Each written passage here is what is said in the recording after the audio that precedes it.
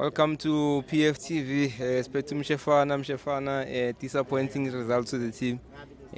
What went wrong? Ayi mfowethu ngizochazela iqiniso nje njengoba linjalo. Umqeqeshi wami kwangathi siyamhlula manje iPirates kwangathi iBuccaneers limandla la emahlombe ngoba mfowami awukwazi ukuthi ungadliwa ngeclub enkulu eFNB ngomhla ka18 unabhuti bese uzophinda ngeskime esisodwa. Ngibuza uMahopa ukuthi ade kuphi, ngibuza uMbulu ukuthi ade kuphi bhuti. Awukwazi ukuthi ungazo ophindana nabantu ababodwa egemini enkulu kanje webhuti.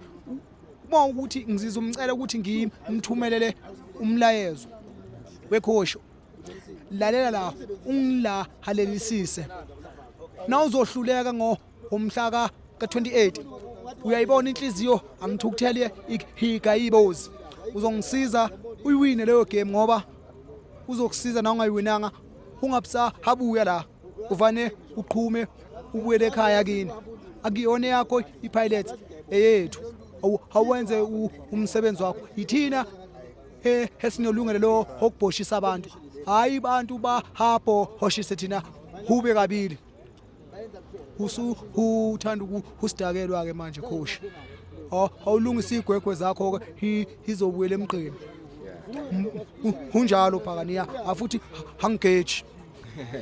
So Phakaniya namhlanje ama penalty so do you think maybe because even last game against Lupopo we went out in a similar way ngama penalty even today again ama penalty, do you think the boys must remain on the training ground more practice ama penalty?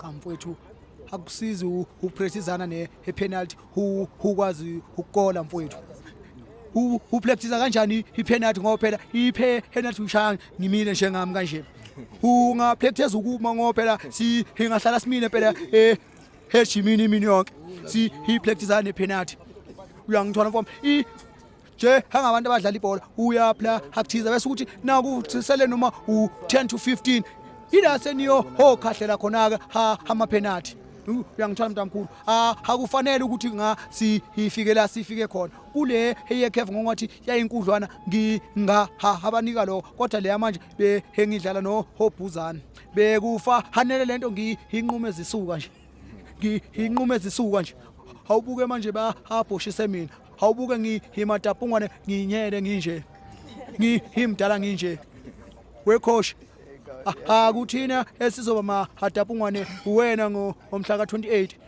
siwine nasingawini matapungwane your bags khona okunukayo amen Amen Phakaniya that's Mshefana.